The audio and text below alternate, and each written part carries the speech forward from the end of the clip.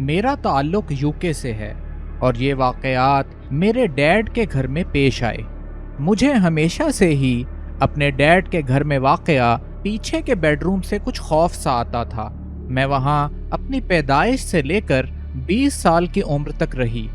اس میں سے زیادہ تر حصہ میرے ڈیڈ اور میرے 2 بھائیوں کے ساتھ گزرا، کیونکہ میرے پیرنٹس کی سپریشن اس وقت ہو گئی تھی جب میری عمر 4 سال تھی، اور شاید یہی وہ وقت تھا جب سب کچھ شروع ہوا۔ اس گھر کے بارے میں تھوڑا بتاتی چلوں۔ مجھے یہ تو معلوم نہیں کہ وہ کتنا پرانا تھا، لیکن اس کی عمر کا اندازہ اس بات سے لگایا جا سکتا تھا کہ نیبرز کے گھر کے گارڈن میں ورلڈ وار 2 میں ایئر سٹرائک سے بچنے کے لیے بنائے جانے والے شیلٹر موجود تھے۔ گھر میں داخل ہوتے ہی درمیان میں ایک سٹیر کیس آتا ہے، جس کے ایک طرف لیونگ روم اور دوسری طرف ڈائننگ روم ہے۔ سیڑھیوں کے اوپر جا کر دائیں مڑنے پر میرے ڈیڈ کا بیڈ روم آتا ہے اور بائیں جانب میرے بھائیوں کا کمرہ ہے۔ اس کمرے کے پچھلی جانب میرا بیڈ روم تھا۔ یہ باقی کمروں کی نسبت کچھ چھوٹا اور نیچے کو تھا، اور اس کی چھت بھی جھکی ہوئی تھی۔ بڑے ہوتے ہوئے مجھے ہمیشہ ایسا محسوس ہوتا کہ وہاں مجھے کوئی دیکھ رہا ہے۔ مجھے وہاں بہت انکمفرٹیبل فیل ہوتا۔ میں جب بھی یہ بات اپنے ڈیڈ سے کرتی، وہ ہمیشہ اسے اگنور کر دیتے۔ وہ اس قسم کی باتوں پر یقین نہیں رکھتے تھے۔ اس کے بعد چیزیں کچھ بڑھنے لگیں۔ رات کے وقت میرے جسم پر کٹس کے نشان پڑنے لگے۔ میں نے اس خیال سے کہ شاید یہ کٹس میرے اپنے ناخنوں کی وجہ سے لگے ہوں، اپنے ناخن بھی بہت چھوٹے کاٹنا شروع کر دیے تھے، لیکن پھر بھی ہر رات وہ زخم میرے جسم پر پائے جاتے اور ان کی وجہ سے مجھے شدید تکلیف ہوتی۔ مجھے اس بارے میں 1-2 بار اپنے بھائیوں پر بھی شک ہوا۔ میں نے جب ان سے پوچھا تو انہوں نے مجھے یہ کہہ کر ٹال دیا کہ وہ آخر ایسی حرکت کیوں کریں گے۔ ایک روز میں نے دیکھا کہ میرے بیڈ روم میں ایک تتلی آ گئی۔ آپ شاید یہ سوچ رہے ہوں گے کہ اس میں اتنی پرابلم والی کیا بات ہے، تو میں بتاتی چلوں کہ ہمارے گھر کی کھڑکیاں ہمیشہ بند رہتی تھیں اور فرنٹ ڈور سے لے کر اس پچھلے بیڈ روم تک ایک تتلی کا اڑ کر آنا تقریباً ناممکن تھا۔ یہ بھی بتاتی چلوں کہ مجھے بچپن سے تتلیوں سے ڈر لگتا ہے۔ ایسا محسوس ہوتا تھا کہ وہاں جو کوئی بھی چیز موجود ہے اسے یہ بات معلوم تھی، اور شاید وہ میرے اسی ڈر کا فائدہ اٹھا رہی تھی۔ ان واقعات سے تنگ آ کر آخر کار میں نے اس پچھلے بیڈ روم میں سونا ہی چھوڑ دیا۔ کچھ عرصہ میں اپنے ڈیڈ کے بیڈ روم میں سوئی اور پھر لیونگ روم میں شفٹ ہو گئی۔ میرے وہاں سے شفٹ ہونے کے بعد بھی جب کبھی میں سیڑھیاں چڑھ کر اس کمرے کے سامنے سے گزرتی تو مجھے ایسا لگتا جیسے کوئی مجھے دیکھ رہا ہے۔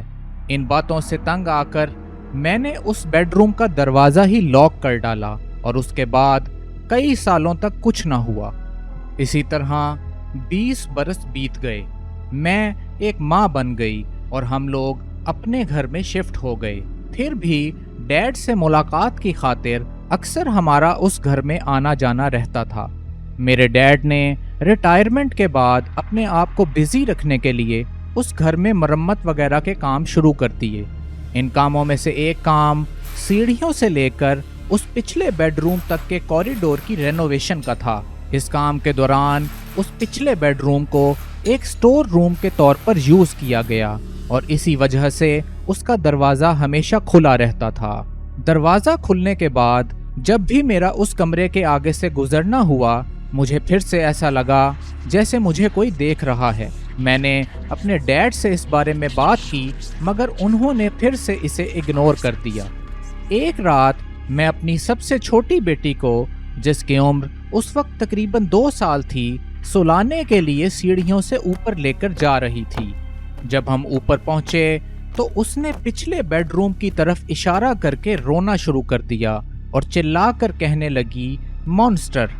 کئی بار تو وہ سیڑھیوں پر چڑھنے سے پہلے ہی اوپر کی طرف اشارہ کر کے کہتی، مونسٹر، ایسے جیسے پہلے ہی کوئی وہاں کھڑا ہمارا انتظار کر رہا ہو۔ آج یہ بات یاد کر کے میرے رونگٹے کھڑے ہو جاتے ہیں۔